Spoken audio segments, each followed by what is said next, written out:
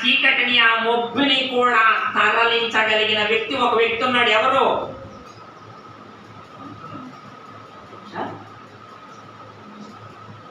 ఎవరు? దేవుడు శాపం ఇచ్చాడు. దేవుడు మబ్బుని కమ్మ చేశాడు, చీకటిని కలుగ చేసేశాడు. అయినా ఆజ్ఞను, ఆ శాపాన్ని, ఆ భయాన్ని, ఆ అంధకారాన్ని కూడా లయపరిచి చూపించాడు ఒక్కడే నరుడు. ఎవరు? చెప్పండి చెప్పండి. ఎవరు?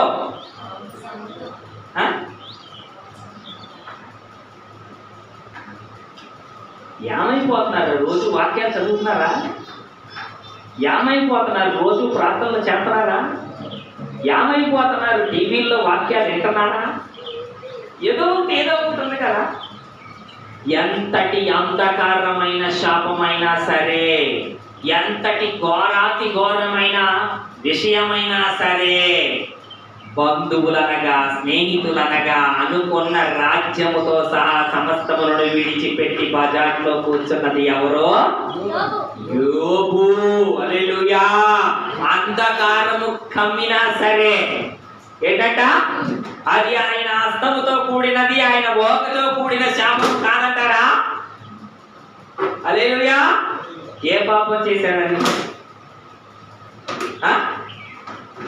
అయినా ఆయనలోనే ఉండి దాన్ని ఎదిరించి చూపించలేదు ఆయన. అంటే నీకు అధికారం, అధికారం ఉంది, కానీ విశ్వాసమే లేదు. హల్లెలూయా హల్లెలూయా. ఇప్పుడు అర్థమైందా మీకు? ఏముందంటే అధికారం ఉంది కానీ ఏం లేదు, విశ్వాసం లేదు. ఏమైపోయాం? అంధకారమందు నలిగిపోయే అవిశ్వాసులం ఒకడా. హల్లెలూయా హల్లెలూయా. తెలుసుకోండి. తెలుసుకుంటే సత్యము బయలుపరచబడుతుంది. బయలుపరచబడినప్పుడు జాగ్రత్తగా పట్టుకుంటే జీవన విధానాన్ని లోకమందు జీవించి గెలవడానికి సిద్ధపరచబడుతుంది. హల్లెలూయా హల్లెలూయా. ఆయన ఏం కమ్ చేశాడమ్మా? చదువు ఒకసారి. అతన్ని కమ్మిన గనుక అతడు తిరుగుచు ఎవరైనా నా చెయ్య పట్టుకొని నడిపింతురాని వెతుకుచుండెను. అంతటా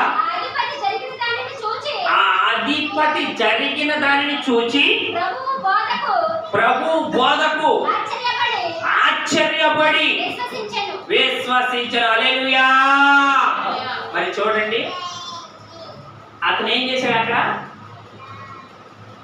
సహాయం ఎటు దొరుకుతూ అని చెప్పి చూడటానికి కళ్ళు ఉన్నాయా?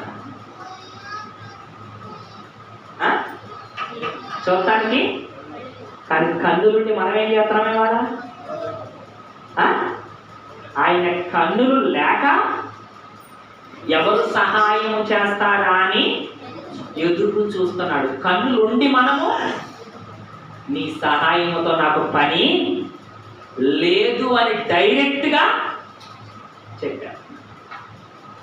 హల్లెలూయా. మాస్టర్ తనకు నచ్చినట్టు పిల్లలందరికీ ఒకటే బోధ చేస్తారు. ఏంటంట? దేవుడు కూడా తన పిల్లల్ని కాపాడుకోవటానికి బుద్ధి చెప్పి గర్దిస్తూనే ఉంటాడు. ఏంటది? ఏం చేయాలి మరి అప్పుడు మనం? పిల్లల మాట వినకపోతే మాస్టర్ ఏం చేస్తాడు? ఒక బెత్తం తెచ్చుకోమని బాగా చదివే వాడికి చెప్తాడు. అరే రేపు పొద్దున వచ్చేటప్పుడు మంచి బెత్తం వాడు చెప్పురా. ఎవరికి? అందులో బాగా చదివేవాడికి చెప్తాడు. బాగా చదివేవాడికి చెప్తే దాని అర్థం చదవనోడు ఏం చేయాలి? నేను కూడా బాగా చదివితే రేపు పొద్దున నన్ను తెమ్మంటాడేమో, నేనైతే మంచి కర్రని చెప్పొచ్చు అనుకుంటాడు అనే ఉపమానం అన్నమాట. ఎందుకు బాగా చదివేవాడికి చెప్తాడంటే, నేను చాలా రోజుల తర్వాత మా మల్లయ్య కూడా అలాగే వచ్చినా చెప్పాలని ఆజ్ఞాపిస్తే ఆ ఆజ్ఞను మా మళ్ళీ ఏం చేశాడు? మళ్ళీ మళ్ళీ నన్ను పిలవకూడదయ్యా అని మనసులో అడుక్కుని తప్పదని 2 మాటలు మాట్లాడటానికి ప్రయత్నం చేశాడు, కానీ మిమ్మల్ని మెప్పించడానికి ట్రై చేయలే. ఎలాగంట? మెప్పించడానికి ట్రై చేయలే. కానీ దేవుడు విడిచిపెట్టాడా? విడిచిపెట్టాడు. ప్రయత్నం చేయాలి అనుకుంటే కూడా నీ నోరు బాగా తెలుగు అని చెప్తాడు. నీ నోటు నిండా కూడా నవ్వుంచెదను అంటాడు. ఇంకొక మాటలో నీ నోరంతా కూడా నేను నింపెదను అంటాడు. హల్లెలూయా. మరి ఎక్కడెక్కడ వాక్యాలు చదువుతున్నాం, ఎక్కడెక్కడ ప్రార్థన చేస్తున్నాం, ఎక్కడెక్కడ కీర్తనలు పాడుతున్నాం, ఏ మార్గమందు దేవుడి యందు విశ్వసించి కొనసాగుతున్నాం? అవునా? హల్లెలూయా. నిన్ను పట్టిన సమస్య లేదా నీలో చేరుకున్న రోగము లేదా నీ మీద ఏలుబడి చేస్తున్న చీకట సంచారము పోవాలి అని అంటే అది ఎవరి వలన సాధ్యమవుతుంది? ఏమి చేస్తే విడుదల దొరుకుతుంది? సాధ్యమయ్యేది దేవుడి వలన మాత్రమే. విడుదల ఎలా దొరుకుతుంది? విశ్వసించిన విశ్వాసతత్వాన్ని బట్టి జరుగుతుంది. హల్లెలూయా. హల్లెలూయా. అది నువ్వు అనారోగ్యం అనుకుంటావు, రోగం అనుకుంటావు, శత్రువు అనుకుంటావు, నిందే అనుకుంటావు, సమస్య అనుకుంటావు, నీ ఇష్టం అది అప్పులే అనుకుంటావు, నీ ఇష్టం ఏదన్నా అనుకో.